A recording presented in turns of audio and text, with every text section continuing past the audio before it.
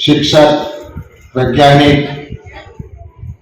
और इस वक्त गुजरात के महामहिम राज्यपाल आदरणीय देवव्रत जी, हमारे सांसद नायब सैनी जी, मेरे भाई यहाँ के विधायक सुभाष सुधा जी, रामकरण काला जी, जगदीश नियर जी, हमारे दोनों मंत्री ओम प्रकाश यादव, संदीप सिंह जी, हमारी एसीएस मैडम सुनीता मिश्रा जी और भारत सरकार से जो कृषि का काम विभाग देख रहे हैं ओएसडी आहूजा जी, सभी यूनिवर्सिटी के जो कृषि से संबंधित है, वेटरनरी के, एचयू के करता था जो आप लोग करते हैं।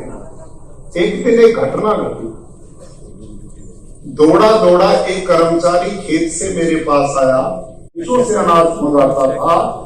ऐसे समय में हरित क्रांति के माध्यम से इन लोगों ने देश की बहुत बड़ी सेवा की, बहुत बड़ा सहयोग किया और देश को खाद्यान्न की दृष्टि से आत्मनिर्भर बनाया। इससे कोई इनकार नहीं कर सकता।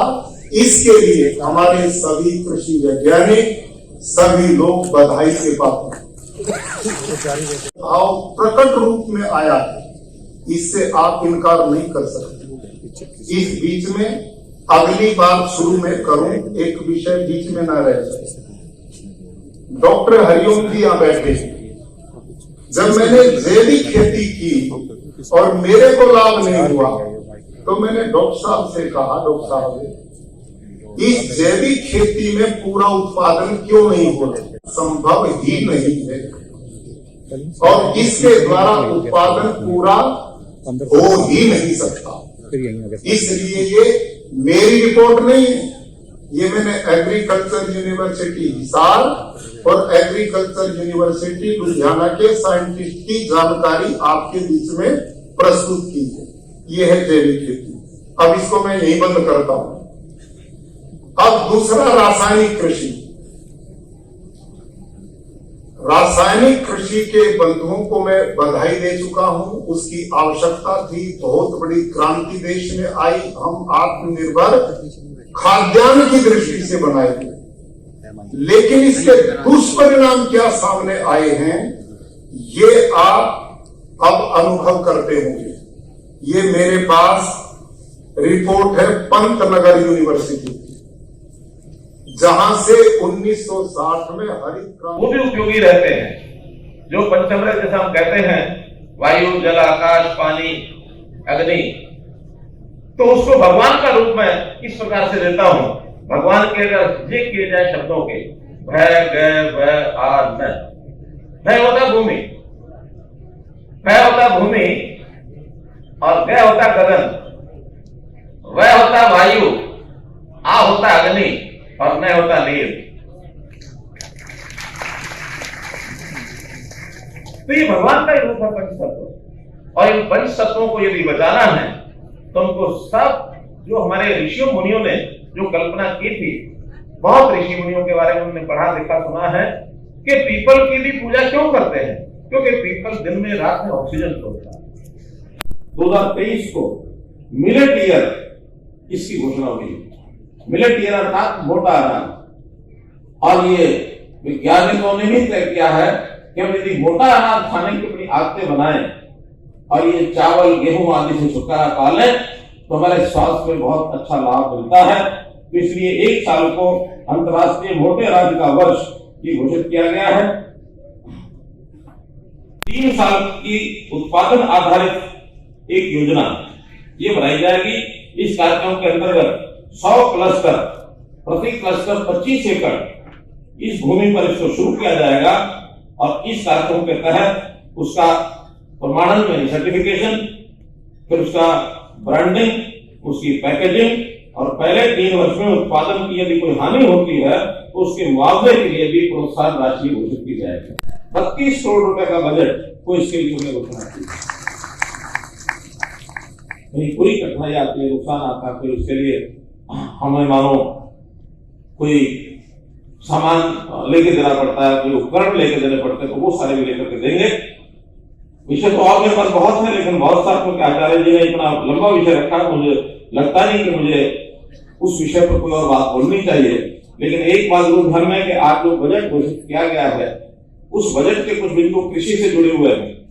सभी कोई प्राकृतिक कृषि से जुड़े ऐसा नहीं है, लेकिन फिर भी किसान के हित में चाहे प्राकृतिक खेती है और चाहे अन्य जो घोषणाएं की हैं उसकी मैं एक बार जानकारी आपको देता हूं।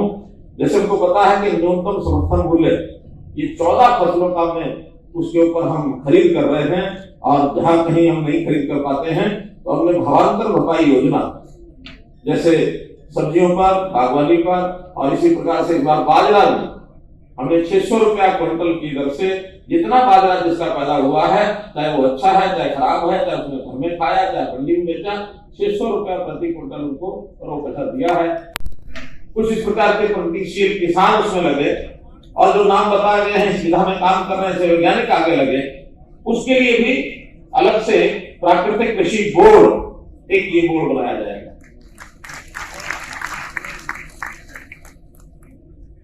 क्योंकि विषय को आगे बढ़ाने के लिए मेहनत लगती है, वो चाहे केंद्र में लेके जाए और चाहे हम प्राकृतिक यानी कृत्रिम साधनों से बोरवेल लगा करके ले जाए। तो इस प्रकार से कुछ व्यवस्था हमने की है।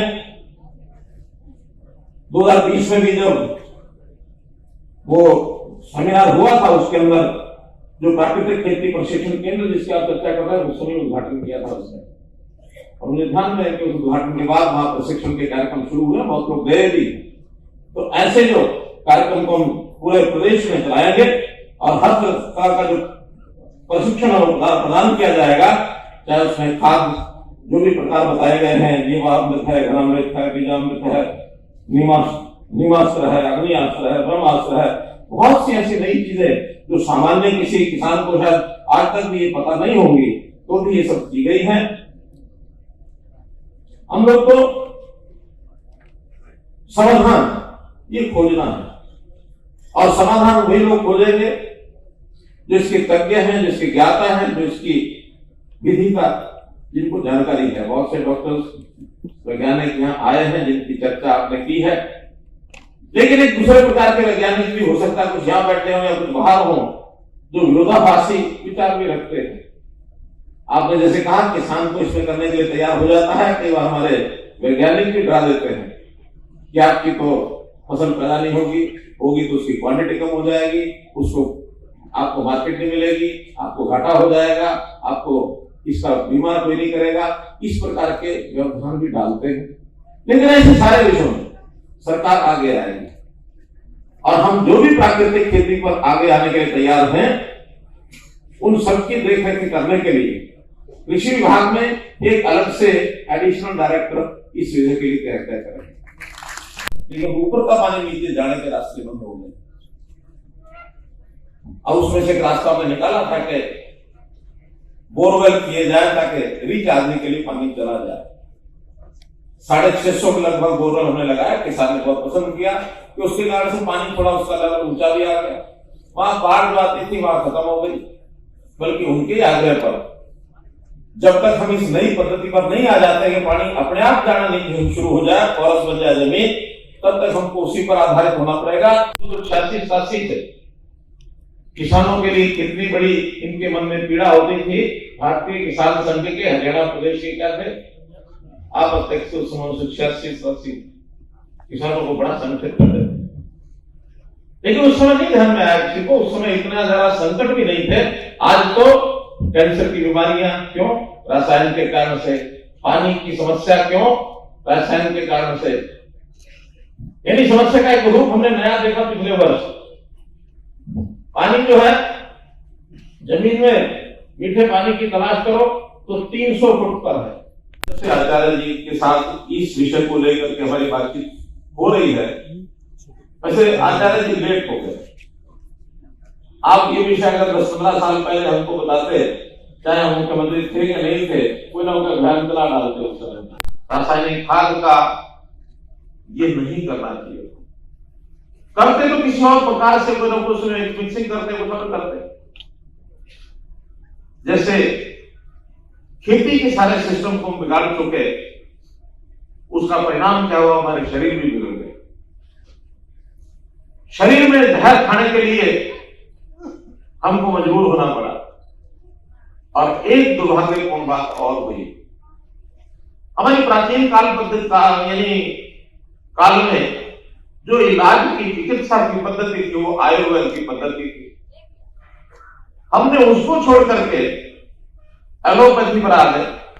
चाहे वो और भी कोई नए नए बीजों का भी उत्पादन हुआ, कैसे उपज बढ़ाई जाए, एकमात्र उस समय विषय था क्वांटिटी कैसे इसका मात्रा बढ़ाई जाए। सफलता मिली, खास करके उत्तर भारत में पंजाब हरियाणा का जो क्षेत्र है, सारे देश के लोग हमने पेट भरने के लिए मेहनत की, शुरू कर लेना चाहिए।